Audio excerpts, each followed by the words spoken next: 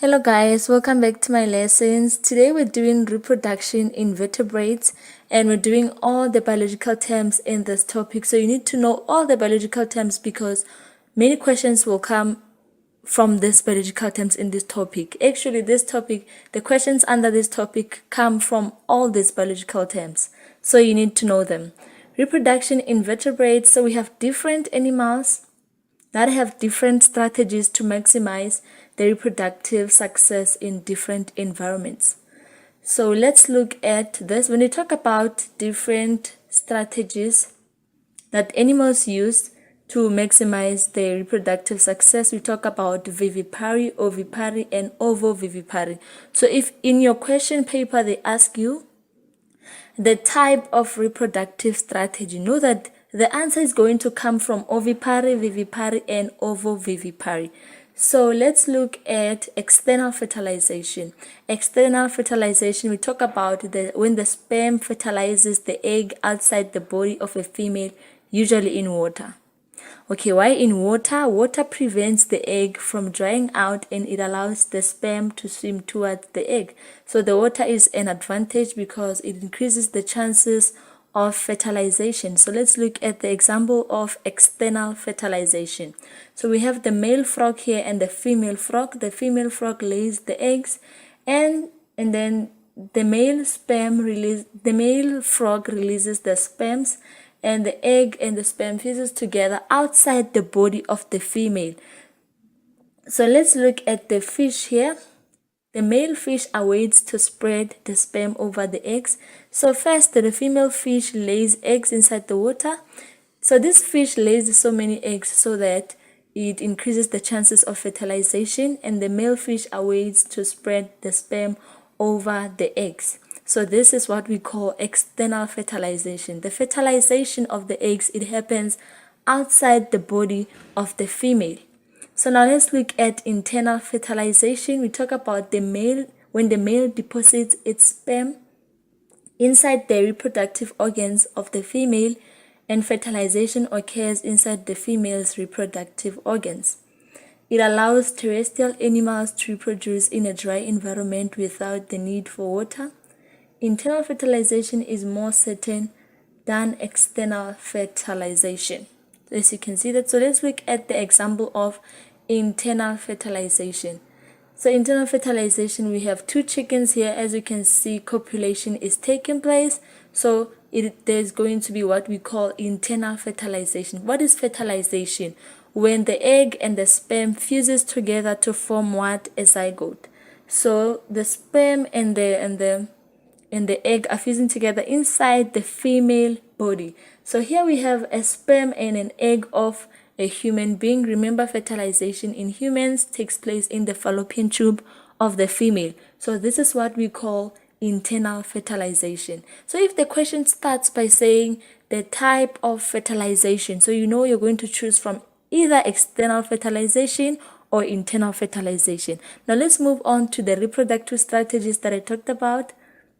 We have ovipary, the eggs are laid and hatching takes place outside the mother's body. So the eggs are laid and hatching takes place outside the mother's body. So let's look at the example of ovipary. So here we have an egg of a chicken. Remember, a chicken does what? It lays eggs, right?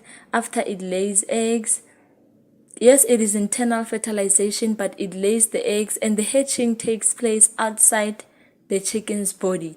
As you can see here, the egg is hatching and then we have an egg here. So now let's look at the next reproductive strategy. Let's look at the advantage of this strategy. Egg provides nutrition of the developing embryo and protects the embryo. The shelled egg frees this animal from the need to reproduce in water. So we'll look at this in the later stage of the lesson. So we have vivipary. The young develop inside the uterus of the mother. After the eggs are fertilized internally. So the fertilization here is internally, but the development is inside the mother. We talk about the vivipary. Let's look at the example of vivipary here. Let's look at this example. This is viviparous animals. So humans are viviparous because fertilization takes place. It's an internal fertilization, and the development is inside the body of a mother. And here we have this animal over here. This is also what we call it's what we call vivipary, sorry. So let's look at the advantage of vivipary: more efficient development of the embryos as nutrients are received for a longer period from the mother's blood through the placenta. Embryo is protected in the body of the mother. That is true. Let's look at the last reproductive strategy, ovovivipary, right? So they say that the young develop from eggs that are fertilized internally. So there's internal fertilization here, and retained within the mother's body after fertilization until they hatch. Let's look at the advantage. Embryos obtain their nutrients from the egg yolk. The eggs are protected from predators until hatching occurs. So let's look at ovovivipary. So in sharks, sharks are ovoviviparous. So there is internal fertilization. Eggs are produced, but they're not laid. They stay inside the mother's body. The eggs hatch, but the young ones remain inside the body of the female until they are mature enough for the outside environment. So now let's look at what we call amniote egg or amniotic egg. Embryo protected by the shell of the egg. Egg consists of many extraembryonic membranes that serve different functions, right? So let's look at the advantage of this egg. We talked about this in chickens, right? Amniote eggs protect embryo from dehydration. Yolk sac provides nutrition. Allantois for excretion. Chorion for gas exchange. So let's look at an amniotic egg so that when you see it in a question paper, you know exactly what they are talking about. This is the yolk that they're talking about. The amnion, this is amnion here. We have embryo, the embryo, we have allantois, chorion, and egg shell. So you need to know this parts, and you need to know their functions. But the most important parts, we have allantois, chorion, and yolk sac, right? So let's look at what we call precocial development. Okay, again, before I forgot, if they ask you in your question paper, the type of the egg, if the question starts by saying the type of an egg, the answer is amniote egg, because why? You learned about only one egg in this topic. So let's look at precocial development. Hatchings are quite well developed when they hatch. Eyes open, able to move, able to feed. Brain size and intelligence remains the same throughout their lives. Hatching are more prepared to handle the challenges of the environment. They are more independent. Altricial development, hatching are poorly developed. When they hatch, unable to feed on their own, cannot move. Brain size and intelligence increases along after hatching. Parenting care afforded to protect the young ones from predators, right?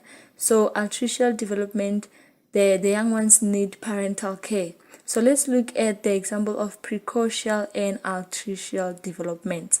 So if they ask you in the question paper, if the question starts by saying the type of development, so you should know that your answer should be either precocial or altricial. Please take what I teach you and you'll never go wrong. So we have precocial here versus altricial development. In precocial, young hatch or born when almost fully developed. Let's look at this picture, and this is true. This one is able to move, but this one cannot. Altricial. In altricial, born or hatched when not well developed, right? Number 2, open eyes, hair or down, right? The eyes are open here and they have hair. Look at altricial development. They cannot walk or fly. They're often naked, lacking hair or down. What is down though? Active or mobile. Number 3, cannot walk or fly. Confined nest or burrow. Number 5, in altricial, energy goes into parental care after birth. In precocial, energy goes into prenatal development. So let's look at lastly what we call parental care. Parental care is offered through building of nests, protecting the eggs, protecting the young ones, teaching the young ones. The advantage of parental care, it increases the chances of survival of the young ones. Thank you so much for watching. Please don't forget to subscribe. So our next lesson will be the questions under this topic, so that we can see if you understand this topic very well. Thank you.